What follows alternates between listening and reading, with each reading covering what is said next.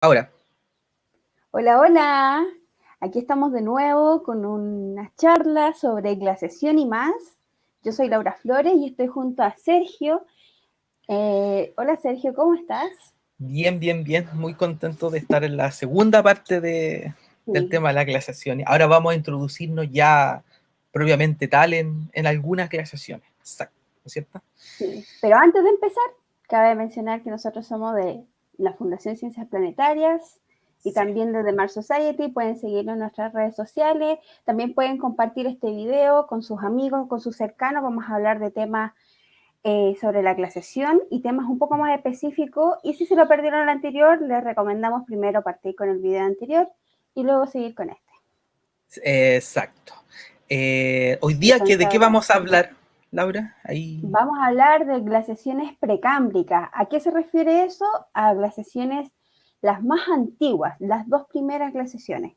Mm, exacto. Precámbrica, el concepto de cámbrico es uno de los periodos geológicos que ustedes utilizan en Sí, geología, ¿no es así? mira, vamos a hacer un paréntesis ahora respecto a eso, porque en realidad los eones no contempla el concepto de precámbrico propiamente tal. Entonces hay algunos Sí. autores y en algunas definiciones el precámbrico se define como un supereón, que en realidad Ya. lo que hace es contener a otros Ah, eones, que es la división mayor en la escala geológica. ya. Entonces los geólogos lo que hicieron fue hacer una división por escala, primero eones, eras, periodos, y así fueron cada vez más específicos, Sí. para poder juntar la cantidad de tiempo en que, primero, la cantidad de años que tiene la Tierra y Sí. además sucesos importantes que ha tenido la Tierra, sucesos geológicos y biológicos que lo han caracterizado. En ese sentido, esa clasificación, esa escala geológica tiene como el objetivo de poder organizar la información que Así hay. es. Ya. Así es. Entonces, el precámbrico contempla el adiano, el arquiano y el proterozoico. Eso es el Este supereón es precámbrico. el supereón precámbrico. Sí. Y iniciando el cámbrico, por así decirlo, ya el periodo cámbrico, que vendría siendo la era paleozoica, el eón fanerozoico, cuando iniciando ese primer periodo geológico llamado cámbrico, es cuando se inicia la vida que se llama vida compleja.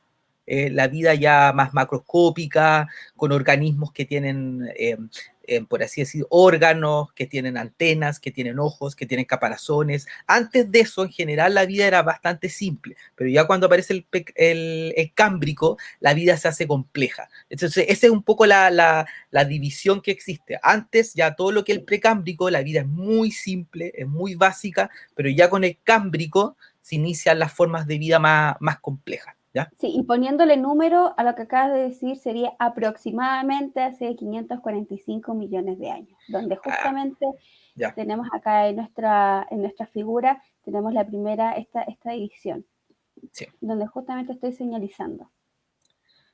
ahí está. Entonces, anterior a eso, partimos aquí, digamos que aquí es donde está el inicio, las primeras etapas de la Tierra, hace 3.900 millones de años, hasta los 545 millones de años. Digamos que la vida era no tan compleja como la conocemos actualmente, Exacto. o como los registros fósiles indican que comenzó una vida realmente compleja y mucho más abundante desde los 545 millones de años Sí, hacia el día de hoy, que sería sí. justamente donde tengo el mouse ahora. Sí. Y hoy día vamos a ver dónde está marcadito, ¿no es cierto? Claro, hoy día las eras de hielo, las glaciaciones más bien, el que vamos a ver es la 2 y la 3. ¿Por Sí. qué no vemos la uno, Sergio?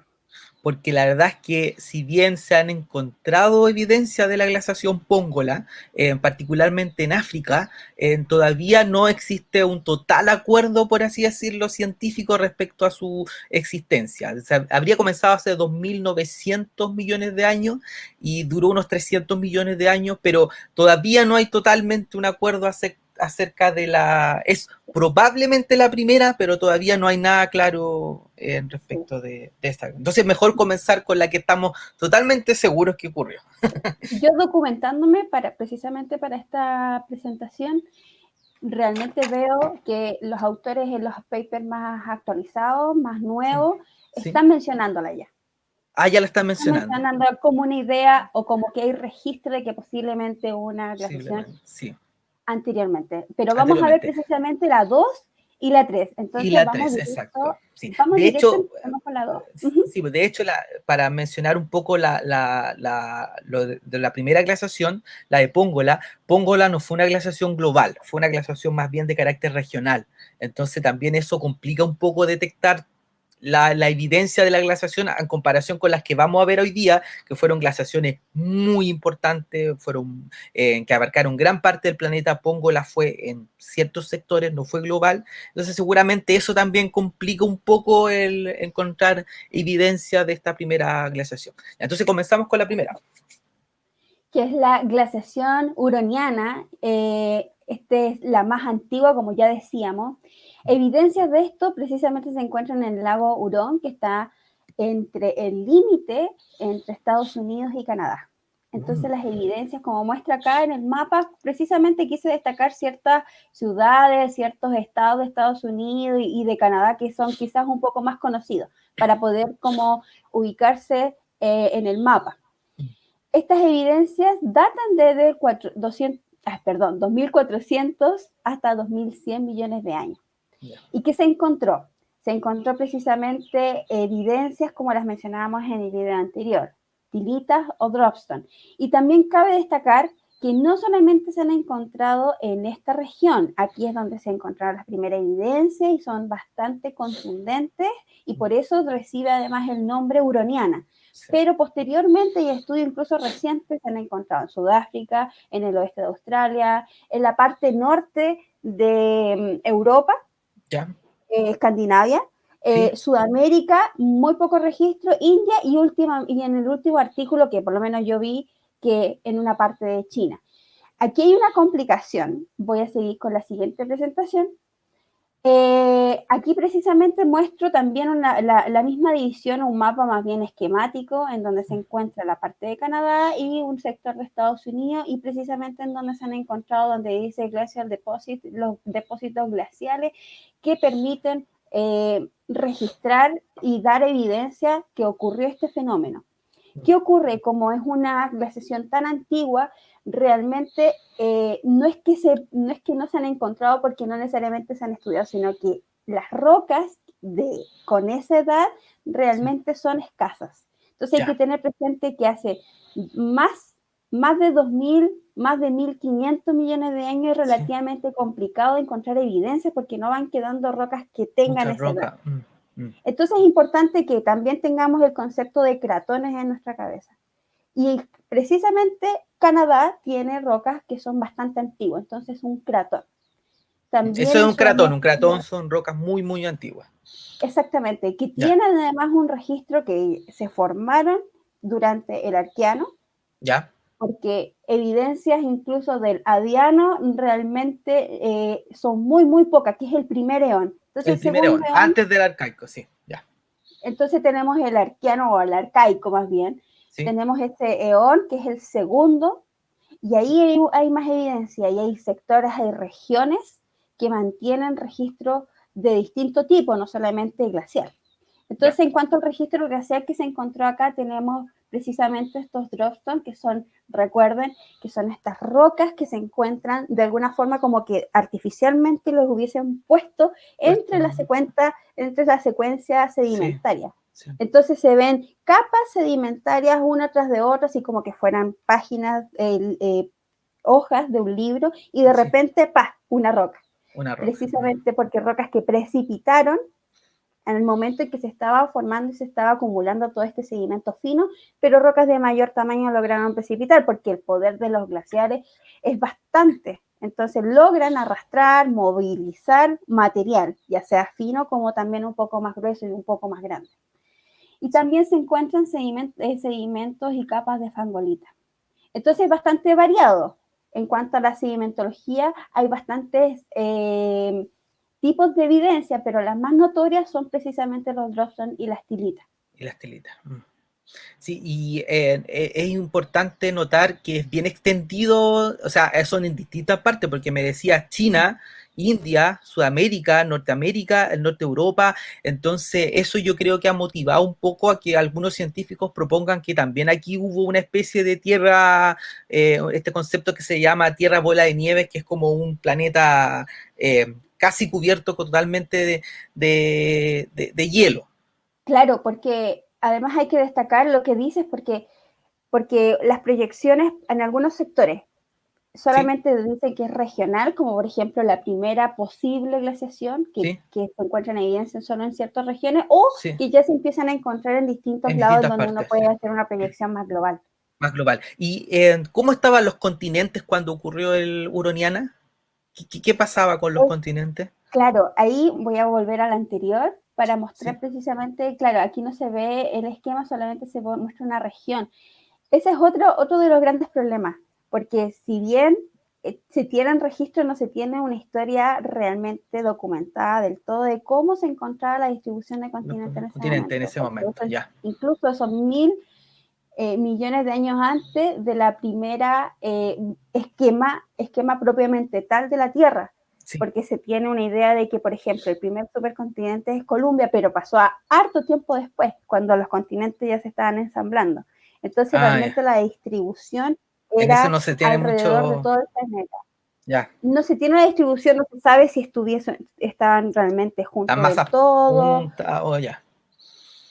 Claro, la distribución no se conoce del todo No se bien. conoce. Claro, ahí ustedes van a poder encontrar esquemas de ese momento, pero la discusión respecto a cómo se encontraba distribuida la Tierra, en ese momento todavía no hay un consenso del todo. La Ya. discusión está abierta. Eterna. Ya, listo.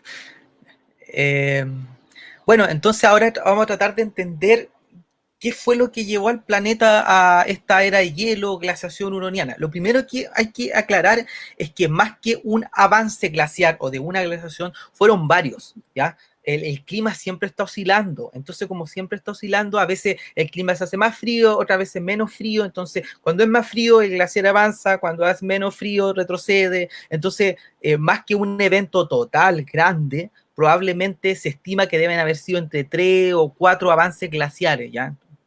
eh, de alguna manera intercalados con periodos que eran un poquito más cálidos, por así decirlo. ¿Ya? Entonces, esa es la imagen que tenemos que tener de la era de hielo huroniana.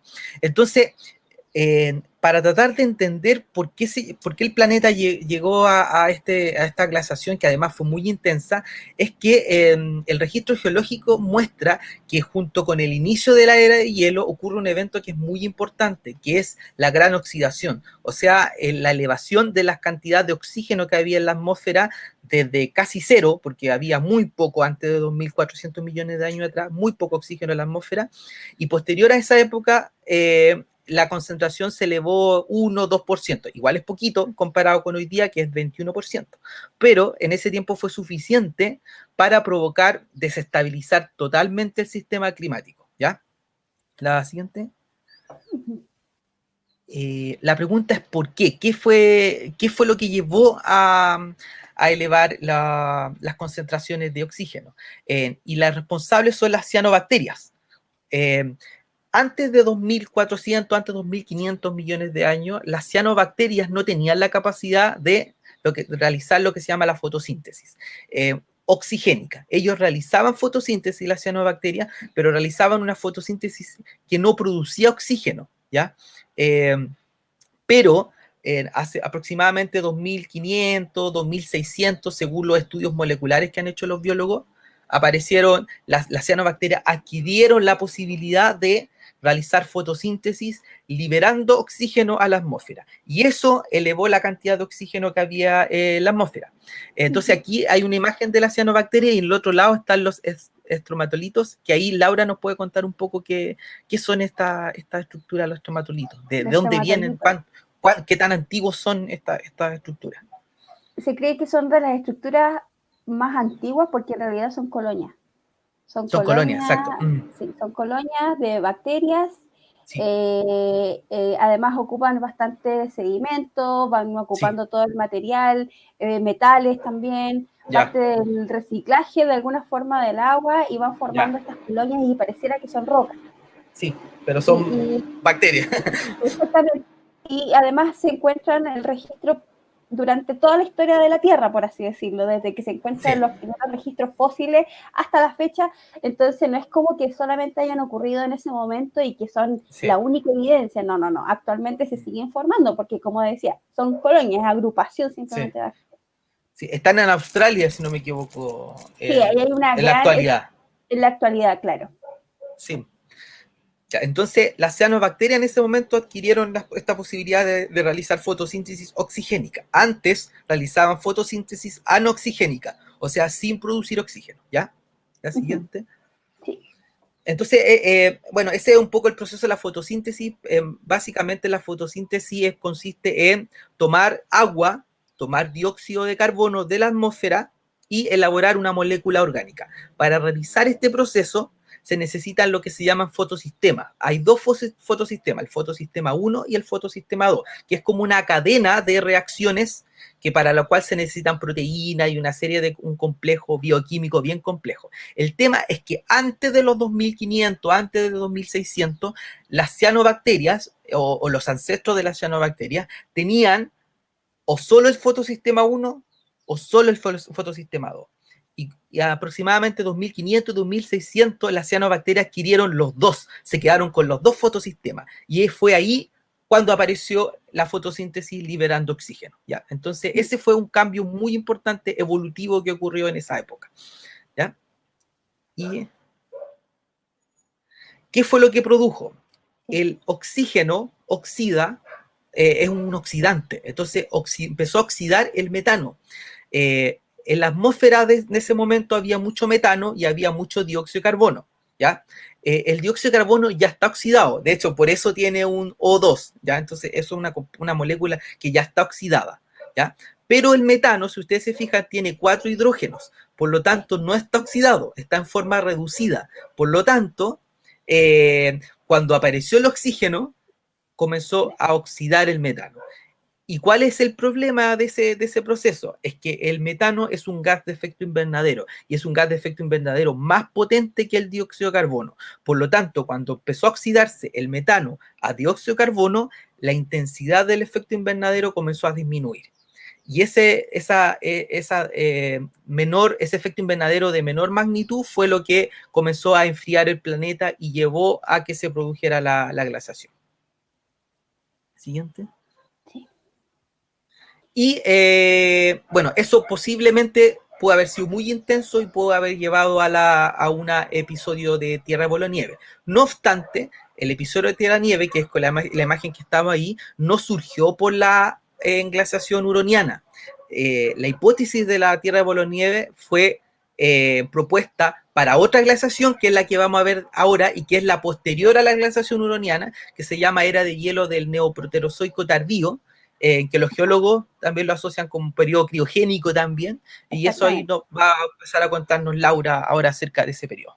Claro, porque ahora avanzamos, pasamos del Eón arcaico, ahora nos fuimos al Proterozoico. Ya, Entonces, en la glaciación criogénica, en realidad, coloquialmente se le dice así, ya, precisamente por el periodo criogénico. Entonces, en sí, esta glaciación, como pueden ver en la barra de que se encuentra acá abajo, tenemos justamente el periodo criogénico. Podemos partir más o menos a los 720, quizás algunos autores lo asignan un poco antes, y esta glaciación se divide en dos grandes etapas, que sería la estuartiana y la marion, ay, Marinoana, marinoana. Marioana. Disculpe que me marinoana. Yo siempre me confundo también Entonces, con esa, porque le digo marinonana, pero no, es con ambos marino, nombres, sí, porque es que es marino ana, pero le digo marinoana.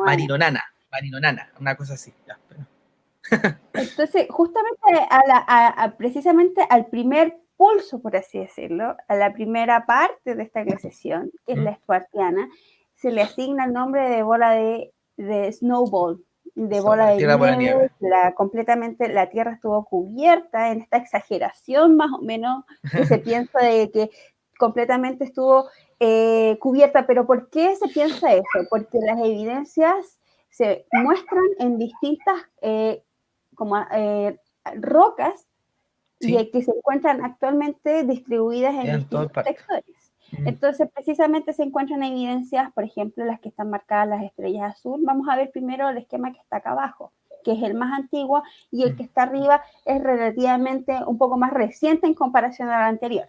Entonces, primero ocurrió esto. Y en esta etapa, precisamente, los continentes estaban todos agrupados, el cual ya voy a detallar. Y en esta agrupación comenzó precisamente una división. ¿Pero una división de qué tipo? Las placas empezaron, o sea, nunca han dejado de interactuar y no han dejado de moverse. En esta interacción, cuando ya estaban unidos, en el momento de la separación, algunas placas empezaron a, de alguna forma, interactuar en forma horizontal y otras en forma vertical. En Chile tenemos bien asociado la verticalidad de cómo van interactuando las placas en forma oblicua o vertical, porque precisamente tenemos la idea de la subducción y lo asignamos precisamente a los terremotos. mm. Entonces, teniendo presente ese esquema y cómo tenemos en nuestro imaginario cómo ocurre precisamente aquí en algunos sectores en ese momento donde está marcado precisamente con estrellas rojas, es que empezaron a ocurrir episodios de subducción. ¿Qué quiere decir? Una placa se está poniendo por sobre la otra. Y en las azules, una placa está moviéndose así, en forma horizontal. Y esa interacción provoca precisamente o que se van formando nuevos terrenos o van desapareciendo, van consumiéndose de alguna forma terrenos antiguos. Entonces en esta interacción se va a empezar a dividir. Bueno, todo esto que uno dice, bueno, pero eso está ocurriendo a nivel de la litósfera, de las placas, de las rocas, pero eso que tiene que ver a nivel global. Bueno, como esto es un fenómeno global, realmente, primero, pasa en escala geológica, no piensen que pasó de un día para otro. Segundo, la acumulación de eventos y se empezó a desestabilizar de alguna forma el sistema completo. Y esto generó precisamente la energía suficiente y las condiciones ideales para que hubiese también un gran evento de volcanismo, que nosotros le decimos LIP, que viene de Large Igneous Province, que son provincias ígneas de gran tamaño. ¿Qué quiere decir? Volcanismo exacerbado, volcanismo que va cubriendo grandes mesetas volcánicas, erupciones que no paran y que van cubriendo grandes terrenos. Y eso, Entonces, en ese sentido, fue un periodo de mucha actividad geológica, porque entonces había movimientos tectónicos, había separación, choque de placas, subducción, etcétera, y además volcanismo, o sea, exactamente, y siempre en los registros se muestra que al momento de la unión, al momento de la separación, también ocurren fenómenos de volcanismo que van afectando sí o sí el ambiente, el clima global. sí. Y eso sería precisamente la primera etapa, en esta gran división es donde precisamente ocurrió tuvieron las condiciones ideales para esta Para bola que de se nieve. genera, sí, Pero después hubo otros pulsos y el segundo mayor, precisamente este que nos cuesta pronunciar, el Marinoana, Marinoana. ya había una división, como se puede ver en el esquema superior, ya estaban divididos, pero también hubo un movimiento de mayor intensidad al momento de quebrarse ciertos continentes o ciertos terrenos y que también causó un descenso en la temperatura y que se dieron las condiciones. Entonces también aquí se va señalizando en donde precisamente se han encontrado evidencias. Ojo que en estos esquemas muestran, por ejemplo, Congo, Amazonas, que son sectores, segmentos que actualmente se encuentran distribuidos de otra forma. Sí, Entonces voy a exacto. seguir con la siguiente. Y las evidencias, como yo ya les decía, en comparación, por ejemplo, si vemos la anterior, voy a volver, solamente para que se den cuenta que hay distribución, por ejemplo, en el Congo se han encontrado, en India se han encontrado, entonces este es el esquema actual. Así es como se ve actualmente en la Tierra y es donde se han encontrado evidencias. ¿Y qué evidencias se han encontrado? De nuevo, dropstone, tilita y también hierro bandeado. Donde están precisamente los puntos rojos es en donde se han encontrado hierro bandeado y nosotros ya hablamos de eso en la presentación anterior. Entonces se han encontrado quizás muy pocos puntos acá en Sudamérica, un poco más en la parte norte, como yo ya les decía, sectores que son cratones, también en esta parte del continente africano y también en esta parte de, bueno, esta parte de Asia y esta parte de Europa. Sí. Y también en Puede ser una duda, pero puede ser de que quizás han encontrado pocas cosas en Sudamérica porque hay poco estudio del tema. yo de verdad creo que puede ser esa la opción.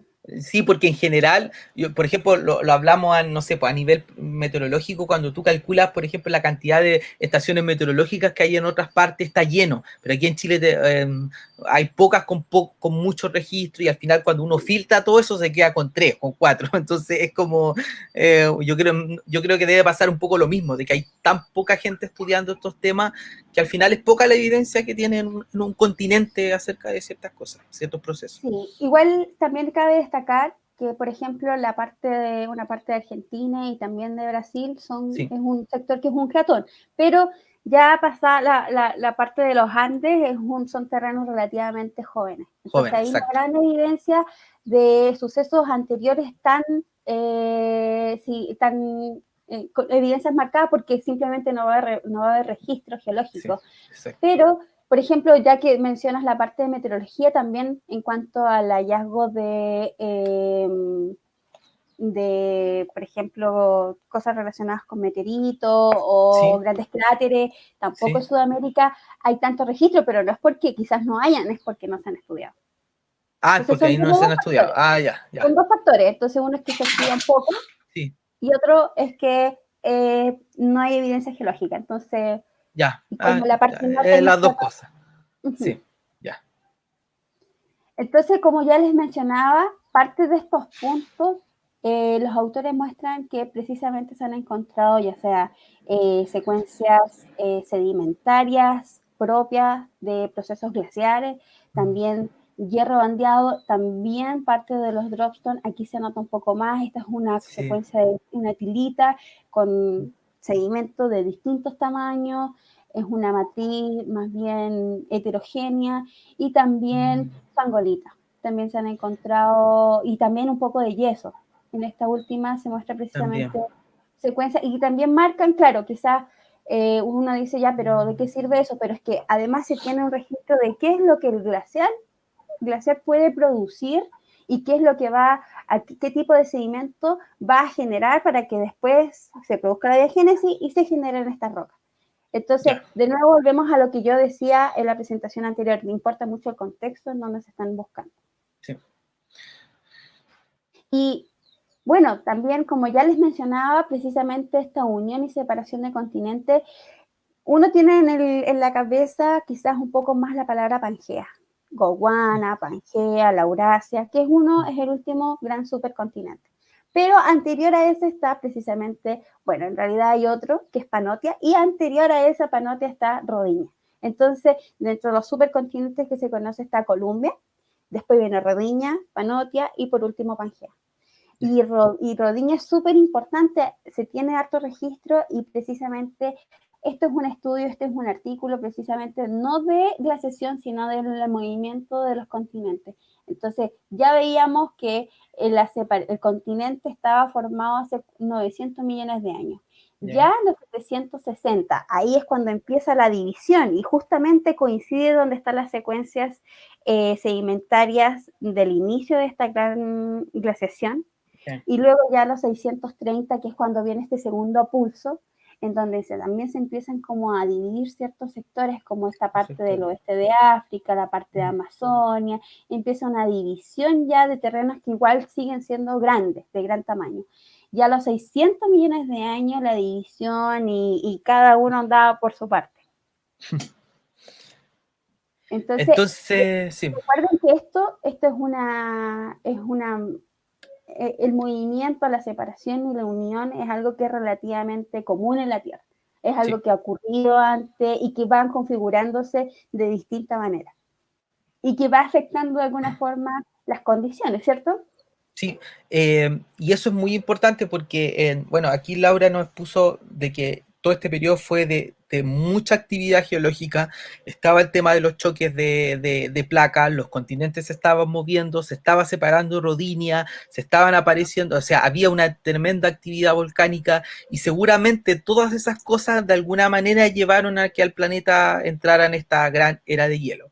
Lo primero que tengo que aclarar es que hace un tiempo fue publicado un artículo review acerca de este tema y se tienen contabilizadas más de 20 hipótesis para explicar esta era de hielo. Entonces, digamos que consenso científico respecto de qué fue lo que llevó al planeta a esto no existe. ¿Ya? Eso es lo que, eso, voy a hacerme este pequeño paréntesis, eso es lo que hay que decir cuando no se tiene consenso respecto de algo. Los científicos decimos eso. Cuando hay evidencia contradictoria, no es que uno diga, esto fue lo que pasó. Uno dice, estos son hipótesis y estas hipótesis son las que han sido propuestas para explicar, ¿ya? Ese es un poco lo que el vocabulario científico, que no hay que dar todo porque ya está como todo consenso. No, no es así, ¿ya? Hay hipótesis que se están estudiando, ¿ya? Entonces, las hipótesis, por lo menos la hipótesis que más apoyo tiene, es una hipótesis que mezcla un montón de cosas. Entonces, ahí está todo lo que mezcla. Mezcla los continentes, mezcla lo que es la meteorización, mezcla lo que son los seres vivos, el efecto invernadero y además el efecto del albedo. O sea, es una mezcla de muchas cosas. Entonces vamos a ver cuál es la hipótesis.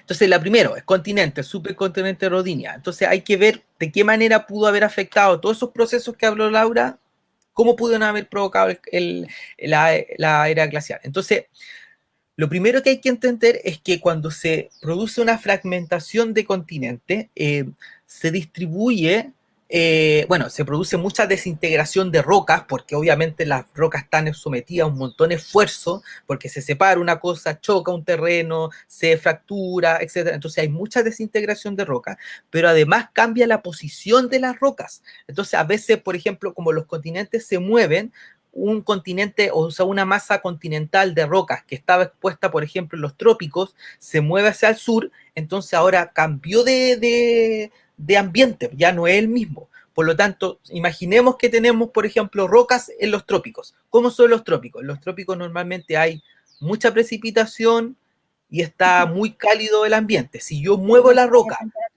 exacto, si yo muevo el continente, lo muevo hacia latitud media o hacia los polos, cambió el ambiente, ya no tengo mucha precipitación y la temperatura es más baja. Por lo tanto, las rocas experimentan procesos físicos distintos. Entonces, ¿qué es lo que se considera? Se considera de que la separación del supercontinente Rodinia cambió la distribución del ambiente en el cual estaban expuestas las rocas. Entonces, muchas rocas que estaban expuestas a una meteorización intensa en el trópico, por ejemplo, pasaron a estar a lugares donde había una meteorización menor o quizás donde había una meteorización aún mayor. Entonces, todo eso cambió la química o sea, cambió la físico-química de todo el sistema atmosférico también, porque todos los movimientos de continente tienen su efecto en la atmósfera. Entonces, ese fue el primer punto que seguramente afectó en esta era de hielo. ¿Ya? Entonces ahí introducimos el concepto de meteorización. La meteorización es la desintegración de rocas, ya sea física o químicamente. Son varios procesos los que afectan la meteorización. Están, como les decía, la parte física, que puede ser el choque de roca, la fractura, los cambios de temperatura también van desintegrando la roca, la humedad, compuestos químicos, los seres vivos también contribuyen a afectar la roca. Y particularmente la importancia de la meteorización es que la meteorización lo que hace es capturar dióxido de carbono. Entonces, cada vez que se fracture roca, en el fondo lo que yo estoy haciendo es exponiendo roca para que luego el agua de lluvia con el dióxido de carbono que está en la atmósfera reaccione, forme ácido y ese ácido comienza a reaccionar con las rocas, ¿ya? Y particularmente reacciona con las rocas de silicato. Entonces, ¿qué son los silicatos, Laura? Sí. Porque aquí lo que ocurre es una meteorización física y una meteorización química, pero principalmente sí. En este caso es una meteorización química, entonces precisamente están los silicatos, que son sí. Las rocas, son los minerales más abundantes dentro de las rocas. Entonces, son los minerales, de alguna forma, formadores de roca. Entonces tenemos los silicatos, que lo importante del silicato es que tiene un catión, por ejemplo el calcio, como muestran ahí, y Sí. está principalmente el silicio. Están formados por silicio y exactamente por oxígeno. Ya. Entonces, dentro de lo más abundante está el silicio y el oxígeno como estructura principal de la roca, y cationes que podrían ser calcio, potasio, Ya. y magnesio y algunos otros. Entonces eso le va a dar la característica al mineral. Y estas rocas van a aportar cationes, como muestran en el esquema, como precisamente calcio, como ya mencionábamos, o Sí. algunos otros cationes o moléculas un poco más complejas.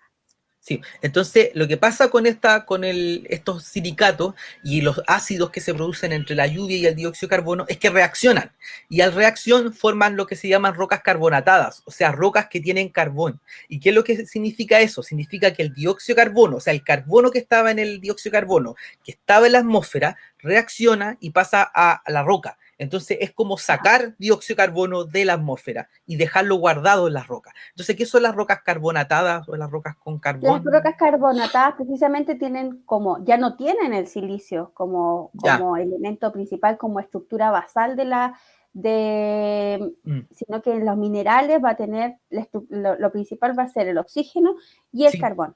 y el Y carbono. también Ahí, va a por estar ejemplo, está el carbonato de calcio, si no me equivoco, el que está ahí. exactamente, que es Carbonato de calcio. claro, que es un poco más común, por ejemplo, el sarro, que uno tiene como esa idea de, dice, Sí, ya la tetera, por ejemplo, o las sí, cañerías, sí. precisamente es un carbonato en este caso de calcio, que se va Ya, acumulando. ya. Ya, Entonces, esas son dos rocas, si bien los silicatos son minerales más abundantes, pero le sí. puede seguir precisamente los minerales con los carbonatos. Los carbonatos. Y en ese sentido, los carbonatos son verdaderos reservorios de carbono. Entonces, esa regulación que hay entre cuánto dióxido de carbono reacciona con las rocas de silicato se considera que es el gran regulador del clima. Entonces, si por ejemplo hay un gran evento volcánico que genera gran cantidad de rocas, esas rocas que no están carbonatadas van a poco comenzar a reaccionar con el dióxido de carbono que está en la atmósfera, y al reaccionar van a empezar a secuestrar todo ese carbono que estaba en la atmósfera y va a comenzar a llevarlo todo eso a la litósfera, porque en la medida que se mueven los continentes y ocurre el proceso de subducción, finalmente esas rocas van a terminar también yéndose hacia abajo, hacia allá al interior del planeta. Claro. Entonces, eso es lo que seguramente ocurrió. O sea, seguramente algo de Rodinia modificó la tasa de meteorización, se capturó mucho dióxido de carbono por esta reacción que digo que es a partir las rocas de silicato formando rocas carbonatadas, se capturó el dióxido de carbono y eso seguramente afectó al efecto invernadero. La siguiente.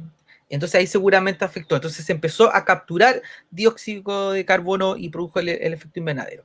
¿Y qué pasó? Como se empezó a capturar el dióxido de carbono, se debilitó el efecto invernadero, comenzó a generarse hielo en algunas partes del planeta. Pero el tema es que en la medida que yo voy generando hielo en el planeta, el hielo tiene una superficie muy reflectante, o sea, rebota mucha energía que llega del sol, llega el hielo y rebota. No sé si ustedes han ido, por ejemplo, a los salares o si han ido a glaciar, siempre tienen que ocupar los lentecitos. Eh, o a la nieve, porque molesta. De hecho, uno cuando va a la nieve a veces llega como bronceado a la casa, quemado básicamente, y eso es porque el hielo está reflejando la radiación. Entonces, ¿qué es lo que pasa? El hielo lo que hace básicamente es enfriar al planeta, porque está devolviendo toda la energía que debería pasar a la superficie y no la deja pasar a la superficie y al contrario, la devuelve hacia el espacio. Entonces se cree que ese proceso fue el que fue poco a poco enfriando al planeta hasta llevarlo a una condición prácticamente de tierra bola de nieve seguramente. Se especula que si el hielo alcanza más o menos los 30 grados de latitud, ahí ya se produce un ciclo imparable de enfriamiento que lleva al planeta a un episodio de tierra bola de nieve. Mm. Así es la bola de nieve entonces. Más o menos como algunos especulan. Ujú, Pero de todas maneras hay que tener cierta precaución porque se ha encontrado evidencia de que probablemente no es que todo el planeta estaba congelado, porque primero estaban los volcanes seguían activos, entonces era difícil que en la zona de volcanes precisamente existieran ujú. glaciares. Pero la otra razón es porque se ha encontrado evidencia de que hay materiales con metales que han experimentado lo que se llama la deformación dúctil, ¿ya? Que es un tipo de deformación de metales que está relacionado también con la temperatura. Entonces, si ocurrió esa deformación en ese tipo de metales, quiere decir de que en la superficie la temperatura era superior a 0 grados. Por lo tanto, si era superior a 0 grados, entonces esas zonas eran zonas que no tenían capas de glaciares. ¿Ya? Entonces, por eso se especula que más que tierra de bola de nieve, existía una tierra bola de agua-nieve, es decir, con algunas zonas que estaban totalmente cubiertas Y y otras que otras zonas estaban. que no estaban. Ahora, en algún punto sí tendrían que haber habido zonas más o menos cubiertas porque está la evidencia del hierro bandeado. Entonces, para que seguramente ocurrió el hierro bandeado, significa que tiene que en algún océano se tuvo que haber generado algún tipo de condición anóxica. Eh, pero seguramente habían zonas que no estaban cubiertas de hielo. Entonces, Sí, tanto voy como a tierra de volver, bola nieve, sí, voy a volver al anterior para que vean este esquema, porque quizás se les viene a la cabeza a algunos, ya los que conocen un poco más sobre el sistema solar, objetos como, por ejemplo, como Europa o como ¿verdad? Encélado. Entonces, a ver, la importancia de ver esos lugares también es porque queremos saber cómo están actualmente esos lugares, porque por el agua, por la vida, pero también quizás nos ayudan a entender periodos que ya no tenemos grandes registros, lo hemos repetido Sí, varias veces, que quizás el esquema es como esto, pero también tengamos presente que las evidencias no son tantas sí, como nos gustaría. Entonces, quizás es un esquema no tan radical, pero tengan también presente de que en el sistema solar sí hay registro de objetos, de cuerpos más bien, que cuerpos que sí tienen logran totalmente tener cubiertos. completamente cubierto, no es Sí, una mezcla. Si bien las proporciones son distintas, son planetas, o sea, más bien satélites que son de mucho menor tamaño en comparación a la Tierra, pero sí nos sirve como un punto de comparación para sí. ver cómo pudo haber sido, porque quizás las condiciones a nivel atmosférico, porque importa también la presencia de la atmósfera, importa también cómo es la dinámica interna, pero nos podría ayudar también a ver cómo fue el pasado de la Tierra, Sí. dado que desde acá no se Entonces, puede ver. sí, pues ya que no podemos volver al pasado a ver efectivamente si es posible o es posible que el hielo cubra todo un planeta, pero bueno, en el espacio seguramente hay modelos que nos pueden ayudar a comprender estos procesos. Ya, entonces con eso terminamos la, Sí, la la mini presentación charla, de la hoy. presentación de hoy. La próxima veríamos Paleozoico, ¿no? La próxima, claro, ya vamos a entrar de Paleozoico. lleno como los que se tienen, eh, las que son relativamente más actuales. Estas son las dos más antiguas Más y luego antigua. vino otras que son de menor o de de menor intensidad Mm, y que sí se tiene un poco más de registro. Y también sí. registro en cuanto a los organismos, cómo Mm. fueron afectados.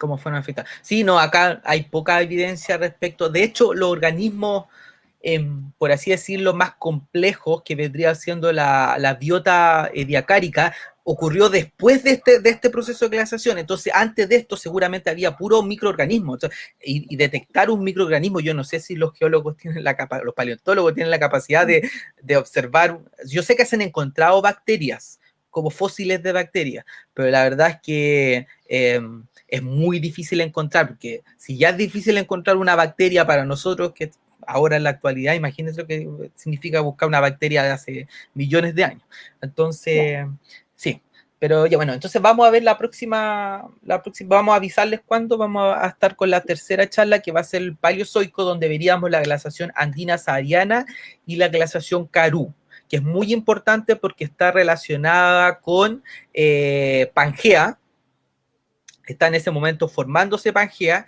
y además porque está relacionada con la expansión de los bosques. Fue en ese momento, a finales del Devónico, que los bosques comienzan a cubrir el planeta, y seguramente eso tuvo importantes consecuencias en las rocas, y eso lo vamos a ver en la próxima semana.